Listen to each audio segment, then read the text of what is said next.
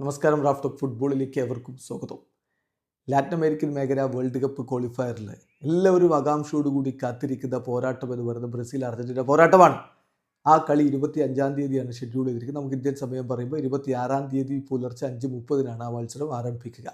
പക്ഷേ അതിന് മുമ്പ് അർജന്റീനയ്ക്ക് ഒരു കളിയുണ്ട്. അത് ഉറുഗ്വായ്ക്കെതിരെ. ഈ വെള്ളിയാഴ്ചയാണ്. ഇന്ത്യൻ സമയം പറയുമ്പോൾ ശനിയാഴ്ച 22-ാം തീയതി ശനിയാഴ്ച പുലർച്ചെ 5 മണിക്കാണ് ആ കളി. ആ കളിയിൽ ചില താരങ്ങൾക്ക് യെല്ലോ കാർഡ് കിട്ടുകയാണെങ്കിൽ അവർക്ക് ബ്രസീലിനെതിരെ കളിക്കാൻ കഴിയില്ല എന്നുള്ളത് അർജന്റീനയ്ക്ക് ഒരു ഭീഷണിയാണ്.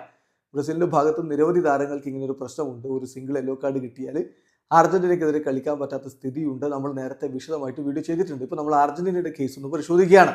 അർജന്റീന ടീമിലെ ചില പ്രമുഖർക്ക് ഒരു യെല്ലോ കാർഡ് കൂടി കിട്ടുകയാണെങ്കിൽ, അതായത് ഉറുഗ്വായ്ക്കെതിരെയുള്ള മത്സരത്തിൽ യെല്ലോ കാർഡ് കിട്ടുകയാണെങ്കിൽ ബ്രസീലിനെതിരെ കളിക്കാൻ പറ്റില്ല. ആ താരങ്ങൾ ആരൊക്കെയാണ്? ഒന്ന് മധുരയിലാണ് പ്രധാനമായിട്ടും. ഒന്ന് റോദ്രിഗോ ഡീപോളിന് ഒരു യെല്ലോ കാർഡ് കൂടി കിട്ടിയാൽ ബ്രസീലിനെതിരെ കളിക്കാൻ പറ്റില്ല. അതുപോലെ മാക്കലിസ്റ്റർ, എൻസോ ഫെർണാണ്ടസ്, മധ്യനിരയിലെ 3 പ്രമുഖർക്കും ഇതാണ് സ്ഥിതിവിശേഷം. ഈ 3 പേരും തന്നെയായിരിക്കും ഉറുഗ്വായ്ക്കെതിരെ സ്റ്റാർട്ട് ചെയ്യുക എന്നാണ് ഇപ്പോൾ അർജന്റീൻ മാധ്യമങ്ങൾ നൽകുന്ന സൂചന. അതോടൊപ്പം തന്നെ ഡിഫൻസിൽ ഓട്ടമെൻഡിയുടെ കാര്യത്തിൽ ഈ പ്രശ്നമുണ്ട്. നിക്കോളാസ് ഓട്ടമെൻഡിക്ക് യെല്ലോ കാർഡ് കിട്ടുകയാണെങ്കിൽ അദ്ദേഹത്തിനും പുറത്തിരിക്കേണ്ട ഒരു സ്ഥിതിവിശേഷം ഉണ്ടാകും. എന്തായാലും ഇവർക്കൊക്കെ ഓൾറെഡി ഒരു യെല്ലോ കാർഡുണ്ട്. 2 യെല്ലോ കാർഡുകൾ അക്യുമുലേറ്റ് ചെയ്ത് കഴിഞ്ഞാൽ സസ്പെൻഡഡ് ആവുക എന്നുള്ളതാണ് കോൺമബോൾ വേൾഡ് കപ്പ് ക്വാളിഫയറിലെ നിയമം. അതുകൊണ്ട് തന്നെ വളരെ സൂക്ഷിച്ചായിരിക്കും അർജന്റീന ഈ മത്സരത്തിൽ താരങ്ങളെ ഉപയോഗപ്പെടുത്തുക. ബ്രസീലിനെതിരെയുള്ള കളി വളരെ ഇമ്പോർട്ടൻ്റ് ആണ്. വീഡിയോ അവസാനിക്കുന്നു.